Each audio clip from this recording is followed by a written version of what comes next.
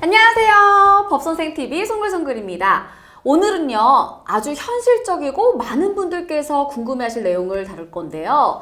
바로 이혼 이후 자녀의 양육비를 받지 못하는 경우 어떻게 해야 하나 관한 겁니다. 이와 관련해서 이야기 나누실 김도현 변호사님 모셨습니다. 안녕하세요. 네, 안녕하세요. 김도현 변호사입니다. 네, 변호사님. 네. 아니 도대체 왜 양육비를 안 주는 거예요? 이런 경우가 많죠? 네, 저도 정말 이런 얘기들을 들으면 참 화가 나는데요. 사례들을 보면은 실제로 경제적으로 어려워서 이혼 이후에 못 주는 경우도 있지만 보통은 이제 상대방과의 감정이 아직 해소되지 않은 그런 상황에서 이제 앙금 때문에 주지 않거나 혹은 상대방이 이 돈을 가지고 어떻게 쓰는지 믿지 못하겠다. 그래서 안 주는 경우가 많습니다.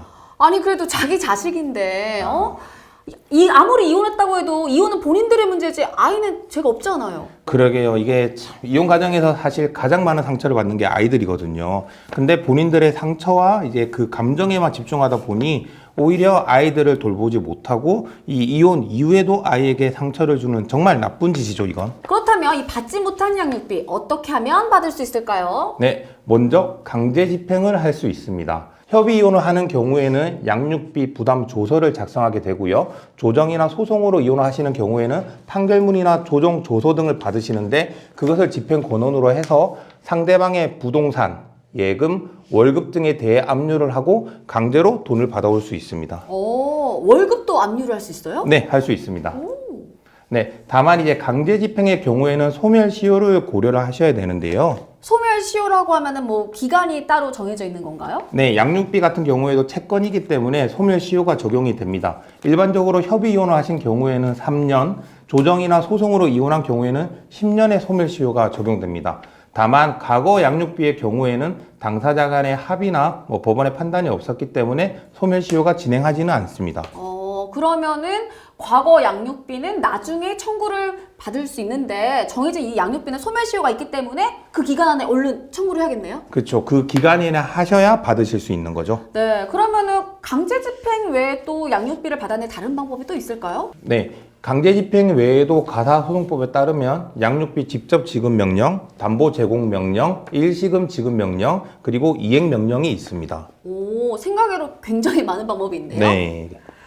그러면은 직접 지급 명령이라는 건 뭐예요? 네, 양육비 직접 지급 명령은 회사원 같이 정기적인 급여를 받는 채무자에 대해서 이 채무자가 정당한 사유 없이 2회 이상 양육비를 지급하지 않으면 그 채무자가 다니는 회사에다가 직접 양육비를 내놓으라고 청구하는 겁니다. 월급에서 이렇게 직접 양육비를 빼서 직접 주는 거니까 네. 직접 빼도 박도 못할 것 같아요. 그렇죠. 이게 언뜻 보면 엄청 효율적인 제도긴 한데요. 다만 여기에도 이 단점이 있습니다. 일단 회사원이 아니면 회사를 다니지 않으니까요. 그러니까 사업자 같은 경우에는 이렇게 월급 개념이 없어서 받기가 힘들고요. 그리고 양육비 직접 지급 명령은 강제 집행과 같은 거라서요. 만약에 그 월급에 대해서 이전에 채무 때문에 압류가 들어와 있거나 아니면 민사집행법상 최소한의 생계비인 185만 원 이하로 월급을 받는다면 전혀 받을 수가 없는 문제가 있죠. 이 금액적인 제한도 있는 거네요. 네, 그렇죠. 그렇다면 담보 제공 명령은 뭔가요? 네, 담보 제공 명령은 양육비 채무자가 양육비를 지급하지 않거나 자력이 변동될 가능성이 있는 경우에 채무자에게 양육비에 상당하는 담보를 미리 제공하라고 하는 겁니다. 담보를 제공하라. 네, 그렇죠. 양육비 채무자가 근로자가 아닌 사업자인 경우에는 담보 지급 명령이 효율적입니다. 담보가 없으면요? 네, 담보 제공 명령을 받고도 정당한 이유 없이 담보를 제공하지 않으면 1천만 원 이하의 과태료나 양육비의 전부 또는 일부를 일시금으로 지급하는 명령이 나오고요. 이조차 정당한 사유 없이 하지 않으면 30일의 범위에서 감치를 명할 수 있습니다. 감치요? 네, 감치. 갈치 말고 김치 말고 감치? 네, 감치입니다. 죄송합니다. 네, 감치란 쉽게 말해서 이제 어떤 의무를 위반한 자를 법원의 명령에 의해서 교도소나 구치소 같은 곳에 가두는 것입니다. 수감한다. 그렇죠. 그럼 마지막으로 이행명령은 뭔가요? 이행명령은 판결이나 조정조서, 양육비 부담조서 등에 의하여 의무를 이행하여야 할 사람, 그러니까 이 경우에는 양육비를 지급해야 될 사람이겠죠. 그 사람이 정당한 이유 없이 의무를 이행하지 않는 경우에는 의무를 이행하라고 명할 수 있고요. 이를 위반한 때에도 1,000만 원 이하 과태료나 30일 이하의 감치에 처해지게 됩니다.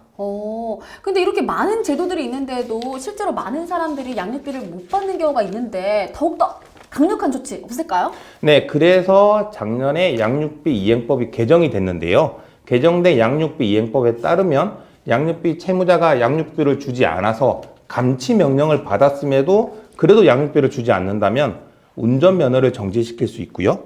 출국 금지도 시킬 수 있고요. 또 채무자의 성명, 나이, 직업, 주소, 근무지 등의 신상 정보를 공개할 수도 있습니다. 오, 운전면허 정지, 출국 금지, 그리고 신상 정보까지 이렇게 공개하면은 당연히 내겠네요. 아, 그랬으면 참 좋을 것 같은데요. 아직까지도 이런 제도가 있음에도 양육비를 이행하지 않는 분들이 많이 있습니다. 아이고. 네, 오늘은 이혼 후에 받지 못한 양육비를 받아내는 방법에 대해서 알아봤는데요. 제발 우리 아이들에게까지 피해주지 마시고 양육비 제때제때 지급해 주시기 바라겠습니다. 이상 오늘의 법선생TV였습니다. 안녕. 안녕.